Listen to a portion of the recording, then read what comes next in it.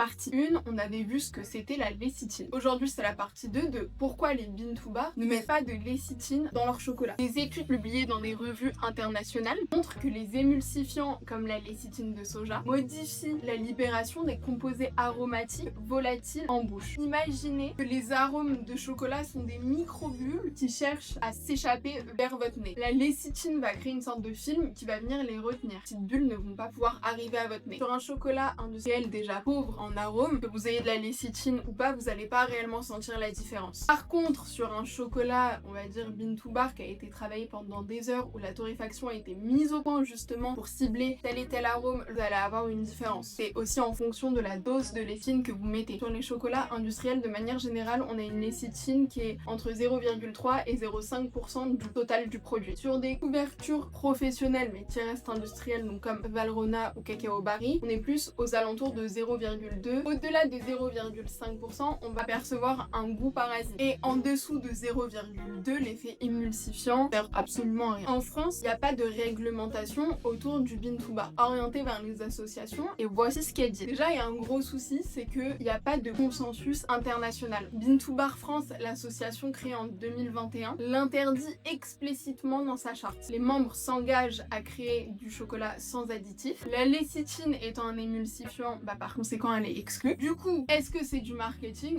Oui, c'est une partie philosophique. Pendant des heures, on cherche la bonne torréfaction, on cherche le bon conchage, donc évidemment qu'on n'a pas envie de tout gâcher avec de la lécithine, mais il y a aussi une partie marketing. Parce qu'une étiquette avec seulement 2 ingrédients dit quelque chose avant même qu'on goûte, quand le branding est totalement basé sur le fait d'avoir que 2 ingrédients. En fait, on peut juste pas se permettre de rajouter de la lécithine. Ça serait incohérent. Les clients lisent les étiquettes et cherchent de plus en plus des produits sans additifs. Et le bean to bar a su prendre parti hyper tôt pour répondre à la demande de la clientèle.